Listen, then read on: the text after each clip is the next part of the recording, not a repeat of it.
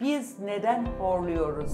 Kristal kaymalarında D vitamini eksikliği, stres, uykusuzluk, yoğun iş temposu. Saçların ıslak, sokağa çıkarsan sinüzit olursun. Anneler bunu söylerler çocuklarına. Bu doğru mu? Kalp ve akciğerleri de işin içine katan, ani kalp durmalarına kadar, ani ölümlere kadar neden olabilecek kadar ciddi bir. Santral apne dediğimiz, santral horlama dediğimiz bir merkezi kaynaklı horlamalar da olabilir.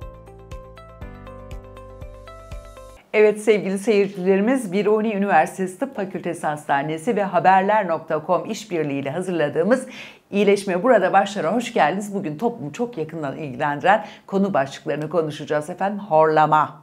İnsanlar horlama nedeniyle boşanıyor. O kadar ciddi bir durum aslında sosyal olarak.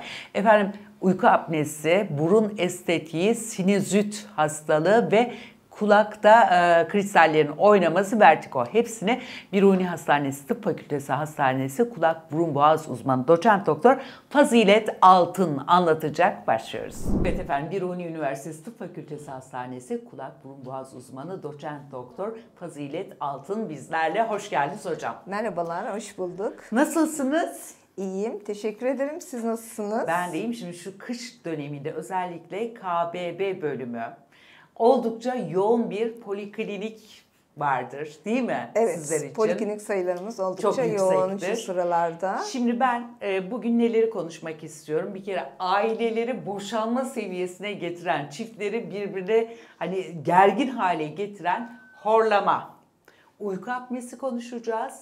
Sinüzit konuşacağız. Endoskopik cerrahiyle nasıl yapılıyor? Sinüzit tedavisi, bunu konuşacağız. Burun eğriliği, bunu konuşacağız. O zaman hemen başlayalım. Başlayalım. Hocam, horlamayla başlayacağım. Hiçbirimiz kendimize Fazilet Hocam horladığımızı konduramayız, yakıştıramayız. Ben de öyleyim. Ta ki böyle bir görüntüyü izleyene kadar, hatta o zaman bile hepimizin savunması şudur: yastıkta boynum öyle oldu falan filan. Biz neden horluyoruz? Yaşlandıkça mı horluyoruz? Tabii ki horlamanın birçok sebebi var ve genellikle söylediğiniz şey çok doğru. Kesinlikle horlayan kişiler horladıklarını kabul etmezler. Ve genellikle bir video eşliğinde bu ispatlanana kadar reddederler ve yorgun olduklarını da söylerler. Ama kısmen de haklılar aslında. Horlamanın içerisinde birçok neden var. Çocuklar da horlayabilir, yetişkinler de horlayabilir. Çocuklarda horlamaya neden olan sebeplerde bademcik, geniz eteği büyüklüğü gibi olaylar söz konusu olabilir. Yetişkinlerde ise burun kemiği eğriliği olabilir, yumuşak damağın sarkması olabilir, küçük dilin büyümesi olabilir. Bunlarınla birlikte santral apne dediğimiz, santral horlama dediğimiz beyin kaynaklı, merkezi kaynaklı horlamalar da olabilir. Bunun altında yatan sebep hep çok farklıdır karışık. diyorsunuz. Evet, hepsinde farklıdır. Ama dediğinizde çok haklısınız.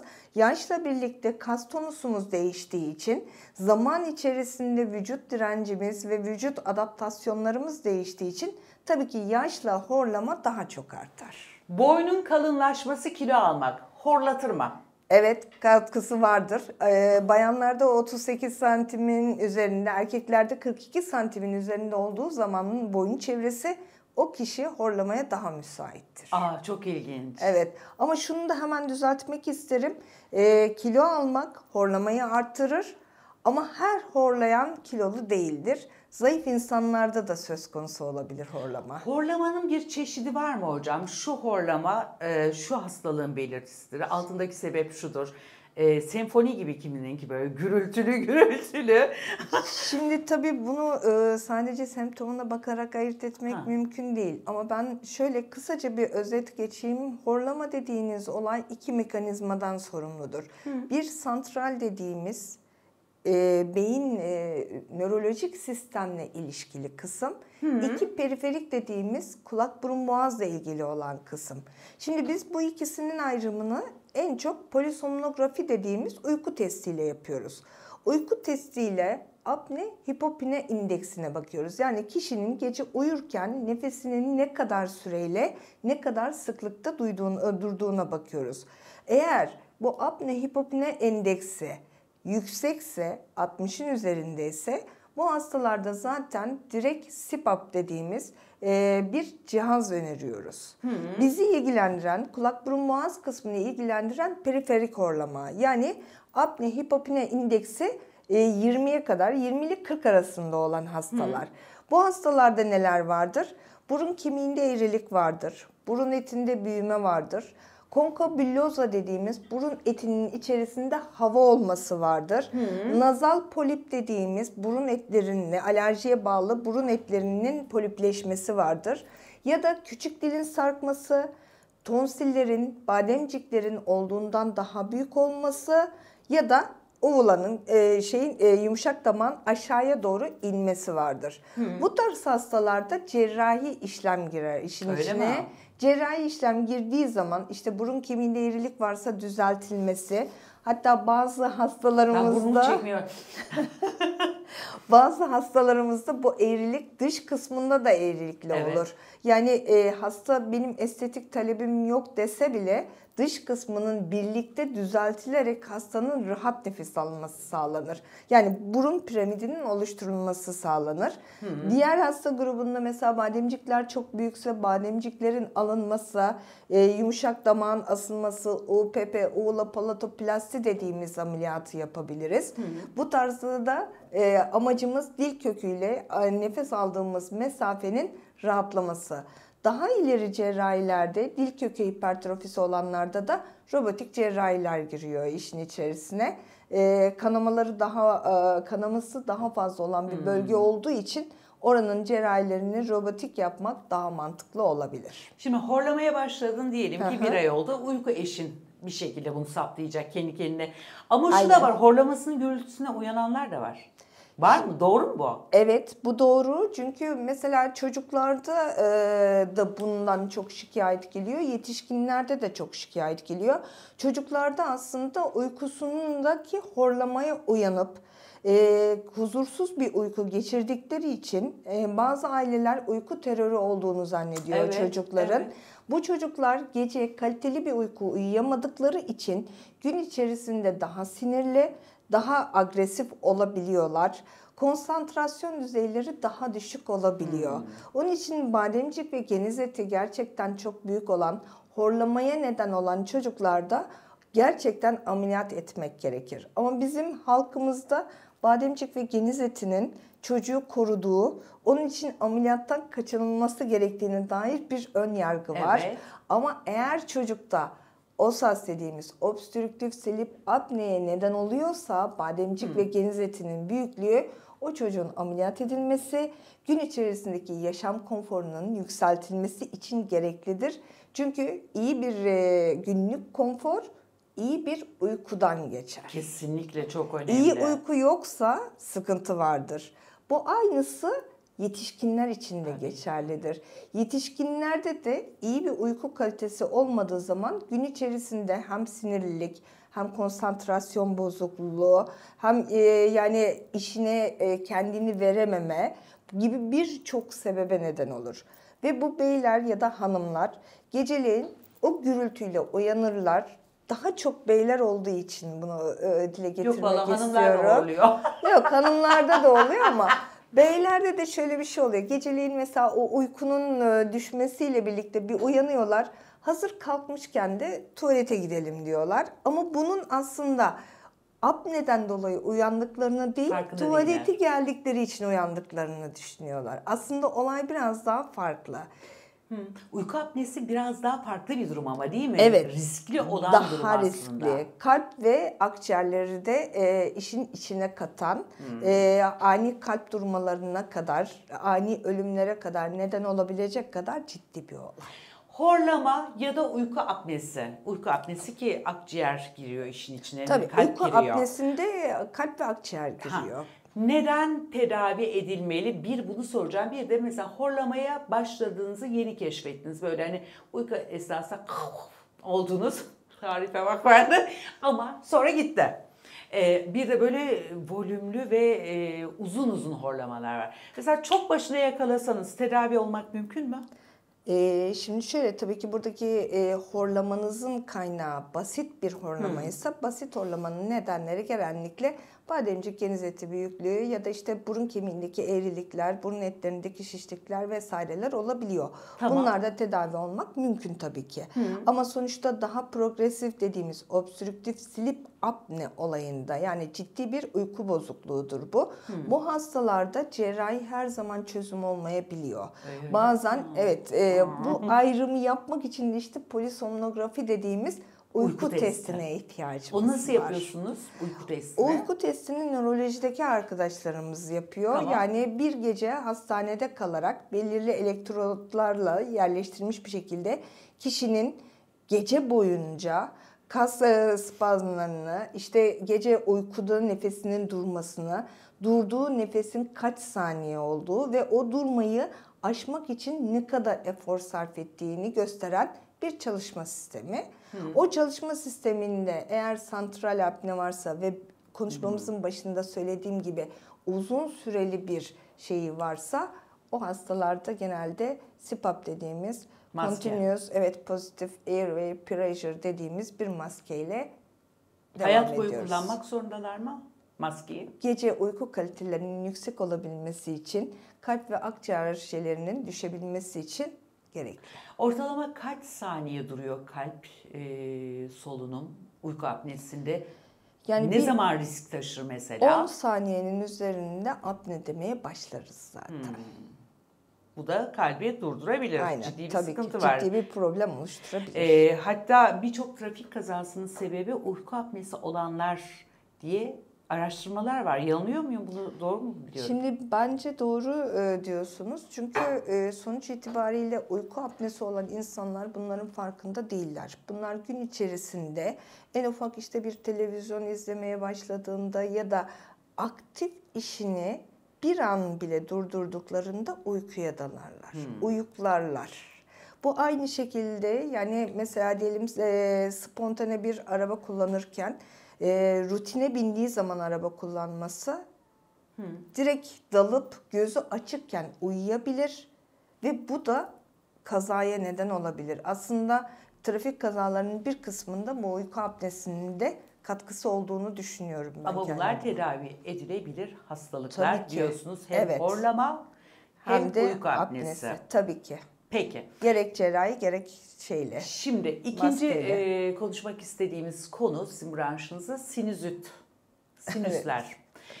Bu mevsimde Kış özellikle. aylarında. Şimdi ilk şunu soracağım. Hani halkın böyle arasında çok konuştuğu. Saçların ıslak, sokağa çıkarsan sinüzit olursun. Anneler bunu söylerler çocuklarına. Bu doğru mu? Evet, doğru. Yani hani sonuç itibariyle ıslak saçla dışarıya çıktığınız zaman rüzgara maruz kalıyorsunuz. Hele hele kış ayları için bu önemli. Rüzgara maruz kaldığında alerjik bir potansiyeli de varsa zaten sinüzitimiz kolaylaşır. Peki sinüzit olduk. Bunun belirtisi ne? Neden tedavi ettirmek zorundayım sinüzitümü? Sinüzit dediğimiz olay aslında bizim kafa ağırlığımızı hafifleten 4 tane boşluğumuzun enfeksiyonu. Bunlar 2 tanesi yanakta, 2 tanesi alında, burnumuzun arkasında ve kafamızın içine doğru sfenoid dediğimiz 4 tane hava boşlukları. Bunların fonksiyonları kafanın ağırlığını azaltmaktır. Sinüzit dediğimiz olay ise bu boşlukların içerisinde iltihap birikmesidir. Yani normalde hava olması gereken boşluklarımızda iltihap ve sıvı birikimi var. Onun için ne hissediyoruz? En çok şikayet ettiğimiz başımızda bir ağırlık. Dolgunluk hissi. Dolgunluk hissi, baş ağrısı. Tabii ki doğal olarak bu bölgelere komşu olan her şeye, kulakta dolgunluk, sıvı birikmesi, burunda dolgunluk, nefes kalitenizin bozulması, ağızdan nefes almak gibi şikayetlere neden olabiliyor. Tabii akut sinüzitlerde baş ağrısı çok ön planda oluyor. Kronik sinüzitlerde biraz daha vücut adapte olduğu için baş ağrısını çok sık görmeyebiliyoruz. Peki buruna tuzlu su çekmek sinüzit hastalarının çok sık yaptığı bir davranış şeklidir. Kulaktan dolma bir bilgi. Bir riski var mı? Doğru bir bilgi mi? Yapılmalı mı? Şimdi burunla tuzlu suyla irigasyonu kullanıyoruz. Yani Tamam. bir sinüzit hastalarımızda, ameliyat ettiğimiz hastalarda, sonraki dönemlerde mutlaka kullanıyoruz. Ama burada kullandığımız tuzlu suyun konsantrasyon miktarı çok önemli. Doğru hazırlanması gerekir. Bir de yani her işte başınız ağrıdığında sinüzit olduğumuz anlamına gelmez. Başka neden de olabilir altında. Gerektiğinden fazla burnu yıkamak bu sefer burnun mevcut olan normal florasını bozacağı için siz de orayı tahriş etmiş olursunuz. Yani gereğinden fazla yıkanmasını yine tavsiye etmiyoruz. Peki cerrahi gerekti diyelim. Endoskopik bir cerrahi yapıyorsunuz sinüzitte. Bu iyileşme süreci nasıl bir süreç? İşte yatışı var mı hastanede? Kaç gün sonra normal hayatıma dönüyorum? Onları da sorayım size. Şimdi şöyle benim daha önceki endoskop gündeme gelmeden önce tabii açık cerrahiler oluyordu. Onlarda insanların normal hayatlarına dönmeleri daha zordu. Şimdi endoskopla bizim ulaşamadığımız hemen hemen kafa tabanında dahil bir alanımız yok. Her yere ulaşabiliyoruz. Burada sinüzitiye ameliyatını yaptıktan sonra fonksiyonel endoskopik sinüs cerrahisi diyoruz. Bunu işte maksiller sinüs, sfenoid sinüs, frontal sinüs, bütün sinüslere ulaşarak temizleyebiliyoruz. Genellikle bir gün yatış veriyoruz. Böyle şişme eskisi gibi bir şişme vesaire olayı olmuyor hastalarda. Tampon koyuyor musun? Eriyebilen tamponlar koyuyoruz. Yok, silikon değil. Eriyebilen. Sadece burun kemiği eğriliği ameliyatlarında silikon tampon koyuyoruz. Onlar biraz kalıyor. Bunlarda öyle bir tampon koymaya gerek yok. Yıkamayla kendi kendine akabilecek tamponlar koyuyoruz. Ama sinüzit cerrahisindeki asıl önemli basamak sinüzit cerrahisi olmak değil, sinüzitten kişinin kendisini korumasıdır. Bunun için de tabii ki hani şimdi bu annelerimizin söylediği gibi ıslak saçla dışarıya çıkılmaması, terli, rüzgarlı havada kalınmaması, yani alerjik bünyeliyseniz eğer alerjenli ortamlardan uzak kalınması en önemli basamak. Peki Fazilet Hocam, şimdi son dönemde şuna çok sık rastlıyorum. Birkaç arkadaşım geçtiğimiz hafta vertigom azdı. Neyin var? Başım dönüyor. Şimdi her baş dönmesi vertigo mu? Veya bu mevsimde vertigo varsa hakikaten vertigonun böyle çok ciddi sıkıntı, şikayet yaratması bu mevsimde mi mümkün? Yazın olmuyor mesela. Tabii ki yazın da mümkün. Yani hani sonuçta baş dönmesi en çok şeyle karışıyor. Dengesizlik hissiyle karışıyor. Yani baş dönmesi dediğimiz zaman eğer bu kulak burun boğazı ilgilendiren bir baş dönmesi ise bizim tipik baş dönmelerimiz vardır. İşte çevre fırıl fırıl döner. Hasta bir anda hareket eder. Hareket ettiğinde çevre fırıl fırıl döner. Bu tipik olarak bir kristal kaymasının işaretidir. Ama bununla birlikte işte yürümede bozukluk oluyorsa, konuşmada bozukluk oluyorsa, bilinçte ciddi bir bozukluk oluyorsa bunda daha çok nörolojik kaynaklı sebepler vardır.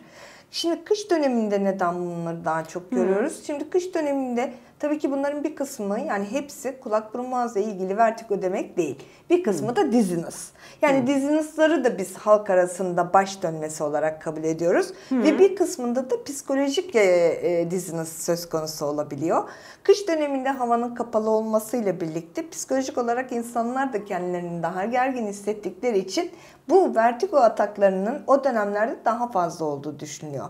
Ama gerçek kristal kaymalarında D vitamini eksikliği, işte stres, uykusuzluk, yoğun iş temposu, ki biliyorsunuz biz tatillerini yazın yapan bir ülkeyiz. Kışın tatil olarak çok fazla zamanımız olmadığı için, bütün işte ailelerde çocuklar okullara gittiği için daha yoğun bir tempoda çalışıyoruz kışın. Kışın bütün ev hanımları da dahil olmak üzere daha yoğun bir tempodayız. Onun için kışları daha fazla kristal kayması görüyoruz. Peki şimdi kristal kaydı. Bunun manevraları var bildiğim. Evet. Bunu kendi kendine evde yapıp iyileşebilir mi? Kendi kendisine evde yapıp iyileştiği zaman, benim birkaç hastam oldu böyle polikliniğe gelip hocam ben açtım YouTube'dan videoyu gördüm yaptım ama bu sefer 3 tane yarım dairenin içerisindeki kristali siz bir yarım daireden öbür yarım daireye atarsınız. Doğru yere düşüremediğiniz için baş dönmenizin şeklini değiştirir, tedavide edememiş olabilirsiniz. Onun için uygun olanı doğru manevranın doğru insanda yapılması. Yani biz manevrayı yapmadan önce hangi yarım kanalda kristalin oynadığını yapacak bir manevra yapıp ilk önce tanısal manevrayı yapıyoruz. Öyle mi? Tabii ki. Hangi kanalda posterior, lateral, ona göre düzeltici manevrayı yapıyoruz. Zor mu bu manevralar? Mesela benim kafada bir tane gösterebilir miyiz şimdi? Ama bunun için yatar pozisyonda olmanız burada lazım. yatamıyorum. Aynen. Başın aşağıya doğru sarkıp olması lazım. Tabii ki. Sonraki dönemde biz başı sağa ya da sola doğru çevirerek ilk önce tanısal manevramızı yapıyoruz. Dix-Hallpike manevrası deniliyor buna. Ondan sonra hangi yarım daire kanalında kristal kayması ya da kupulolithiasis dediğimiz kristalle ilgili bir olay var ise kupulolithiasis'e biraz baktınız, hemen onu alt not olarak geçeyim. Bu baş dönmesini yapan mekanizmalardan biri kulak içerisindeki tüylü hücrelerdeki kristallerin kayıp sıvının içinde serbest dolaşması. Biz bunu kanalolithiasis diyoruz. Ama bu kristal bazen kopup gidip başka yerdeki tüysü hücrelerin üzerine yapışır. Orada yapışık kalır. Yani siz başınızı oynattıkça orada gereksiz bir uyarıya neden olarak sizde bir baş dönmesi Bu kadar minnacık bir tüyün üzerinden gidiyor, başka bir yere yapışıyor, benim fırıl fırıl başım. Aynen öyle. Çünkü İnanılır gibi değil ya. Dünyada yaşama dengenizi bozuyor. Yani insan vücudu bir bütündür. Ayakta duruşunuzla, başınızı oynattığınız zaman çevrenizdeki görüntünün göz bebeklerinizde sabitlenmesiyle bir bütündür. Nasıl mükemmel bir mekanizmayız, farkında mısınız ya? Müthiş bir şey bu. Bunların hepsi de stresle alt üst olabiliyor. O da ilginç tabii. Yani stressiz yaşamak ne kadar mümkünse hocam. Kesinlikle. Peki şimdi şu burun konusuna döneceğim. Rinoplasti. Sekonder ikinci rinoplasti, düzeltme rinoplasti. Şimdi ben yıllardır etrafımda gördüğüm herkes böyle küçücük okka gibi bir burun seviyor. Hollywood yıldızlarının burunlarını seviyor. İşte Yeşilçam'dan falan örnek vereceğim. Filiz Akın burnu, Türkan Şoray burnu ve bunlar zamanla modası da değişti. Zamanla modası değişirken şöyle bir şey var. Daha doğal burunlar artık var. Doğru mu? Doğru. Talepler de o yönde geliyor artık zaten. Öyle mi? Tabii, küçücük istemiyorlar bu kadar. Hayır, eskiden daha böyle işte kalkık, kaydırak bir burun şeyi vardı. Ben ilk asistanlığımda bu işlere başladığımız zaman en popüler burunlar o burunlardı. Yani hem kaydırak, hem kalkık, hem fındık gibi olmasını istiyorlardı. Ama sonra bunlar o kadar çok rutin bir hale geldi ki hemen hemen herkes de aynı kalıbı görmeye başladık. Şimdi yeni nesil genelde poliklinikte şöyle bir taleple geliyor. Ne istiyorlar? Hocam yüzüme yakışan, insanların bana baktığında benim ameliyat olduğumu anlamayacaklar ama ne kadar şanslı ki böyle güzel bir burunla doğmuş desinler şeklinde ifade ediyorlar. Aynen öyle. Peki şu tartışma hep var. Ben de yıllardır sağlık basındayım. Efendim burun estetiği yaptıracaksanız kulak burun boğaz uzmanı, plastik cerrah ya birlikte yapmalılar ya ayrı ayrı, doğrusu nedir diye bu tartışılır. Siz buna çok cevap vermek istemeyebilirsiniz ama benim merakıma çok mucip oldu. Çünkü şunu biliyorum, iç yapıyı da düzeltmek gerekiyor. Şimdi şöyle, her rinoplasti olan hastada iç yapıyı düzeltmek gerekmeyebiliyor. Öyle mi? Tabii. Burun çatısı iki çatıdan oluşuyor. Eksternal çatı ve internal çatı. Yani iç çatıdaki eğrilikler, burun etlerindeki büyümeler ya da konkabuloza dediğimiz havalar açıkçası fonksiyonel bozukluğa neden olur. Onları düzelttiğiniz zaman hasta nefes alabilir. Ama dış görüntüsünde değişiklik istiyorsa dış çatının da düzeltilmesi gerekir. Tabii ki şimdi bu soruyu bana yönelttiğiniz için ben bir kulak burun boğazcı olarak, yani kulak burun boğazcının yapması eğer içinde deviyasyonu var ise, fonksiyonel obstrüksiyonları var ise kulak burun boğazcının öncelikli olmasını tercih etmekle birlikte dış çatının düzeltilmesi kısmında da kim iyi yapıyorsa o yapsın modundayım. Yani sıkıntı yok. Başarılı bir burun estetiği ne demek? Bir. İkincisi burun çöker mi düşer mi? Şimdi burada tabii ki biz burnu tamamen kırıp tekrar inşa ediyoruz. buradaki asıl burnun çökmesini ve çökmemesini belirleyen nokta inşa ederken oluşturduğunuz çatının sağlamlığı. Eğer sağlam bir çatı oluşturmadıysanız tabii ki burun çöker. Tabii ki. Yani hani sonuç itibariyle kırıyorsunuz kemikleri ve tekrar kapatıp yeniden oluşturuyorsunuz çatıya. Çatının kuvvetli oluşturulması, destek noktalarının doğru olması lazım. Şimdi benim şahsi fikrim, başarılı bir burun estetiği deyince benim bakış açım da yeni jenerasyon gibi doğal bir burundan yanayım. Bakıldığı zaman gerçekten ameliyat olup olmadığı anlaşılmayan ama yüzüne yakışan, yüz ifadesiyle bütünleşen bir burun. Ama bir KBB'ci olarak bence en önemlisi nefes alabilen bir burun. Nefes alabilen, yüzüne yakışan güzel bir burun bence başarılı bir rinoplasti sonucudur. Son zamanlarda sadece şu hampı törpülemek diye bir moda çıktı. Bu doğru bir yöntem mi? Bunun bütün yapısını bozmuyor mu? Sadece hamp törpülemek. Sadece hamp törpülemek diye bir şey söz konusu olamaz. Çünkü bu sefer burayı törpülediğiniz zaman burun ucunuz geride gözüküyorken burayı törpülediğinizde görsel olarak öne doğru çıkar. Bu birbiriyle bağlantılıdır. Matematiği var onun. Aynen öyle. Matematiksel bir olaydır. Ya da ben bazen yeni nesil işte gelen hastalarıma, gençlerde çok talep ediliyor biliyorsunuz bu tarz ameliyatlar. Aynı şeyi söylüyorum. Bu bir Lego oyunu gibidir. Hani bir tarafını çekerek düzeltemezsiniz. Düzeltebilmek için bir bütün olarak düşünmeniz lazım. Burasını törpülediğiniz zaman burun ucu uzun kalır. Bu sefer hastayı böyle bıraktığınızda benim burnumun ucu uzadı diye geri gelir. Peki hemen ucundan şu soruyu da soracağım. Şimdi burun estetiği yaptırmak istemeyenler son zamanlarda burun dolgusu, burun ucu dolgusu yaptırıyorlar. Evet. Bunun bir riski var mı? Çok mu zor sorular bunlar? Şimdi burun ucu dolgusunun tabii ki komplikasyon riski daha fazla. Biliyorsunuz merak ediyorum burun bölgesi intrakraniyal şeye gidene kadar zengin bir damarsal ağın içerisinde yer alıyor. Aynı olay ki mutlaka duymuşsunuzdur. Nazolabiyaller ve ağız bölgesindeki sivilceler için de söylenir. Oradaki sivilceleri sıktığınız zaman da enfeksiyon intrakraniyal kadar yayınlanabilir. Yani tabii ki burun rinoplasti yapan bir hekim olarak dolgulu bir burunla rinoplasti yapmak istemiyorum. Çünkü oradaki doğal dokuyu da bozuyor. Ve dolguyla düzeltilen burunun geçici bir tedavi olduğunu düşünüyorum. Çözüm olduğunu düşünüyorum. Yani rinoplastinin daha sağlıklı, yani daha orijinale yakın bir çatı oluşturularak bırakıldığına inandığım için ben rinoplasti savunan hekimlerin içerisindeyim. Peki, burun estetiği, rinoplasti kış aylarında mı yapılmalı hava soğukken, yazın yapılamıyor mu? Böyle bir algı da var. Hayır, yazın da yapılabilir. Yazın da yapılmasında sıkıntı yok.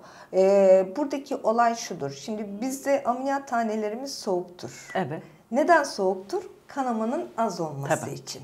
Şimdi burun ameliyatı da yapıyorsunuz. Sonuçta bir doku bütünlüğünü bozuyorsunuz. Doku bütünlüğünü bozduğunuz zaman kanama riski vardır. Sıcak bir ortamda kanama artar. Yani yazın olursa kanama ihtimaliniz sıcak ortamda bulunursanız daha fazladır. Evet. Artı ben bir hasta olmuş olsam burnumda tamponla, kan kokusuyla yazın değil kışın olmayı tercih ederim. Daha konforlu. Kışın daha konforlu. Hayata aynen daha kolay döneriz. Ama klimalar olduktan sonra yazın da yapılabiliyor artık. Evet Fazilet Hocam çok teşekkür ediyorum. Horlaya horlaya burnumu çeke çeke bir yayın yaptım etkilenerek. Hemen çözelim. Bu arada bana bir horlama spreyi mi yazacaktınız? Evet. Steroidle. Horlama spreyi demeyelim hastalarımızın kafaları karışmasın. Seyircilerimizin kafası karışmasın. Hemen kapacaklar çünkü orayı. Aynen öyle. Ne diyeceğiz? Konka hipertrofisi olduğunu düşünüyorum. Yani burun eti büyümesi var sizde. Bunu küçültebilecek bir sprey Tamam. Bütün Türkiye'ye de arada horladığımı duyurmuş oldum efendim. Çok teşekkür ediyorum. Çok samimi güzel bir sohbeti. Sağ olun, var olun. Çok teşekkür ederim. Evet efendim bugün de yayınımızın sonuna geldik. Hoşça kalın.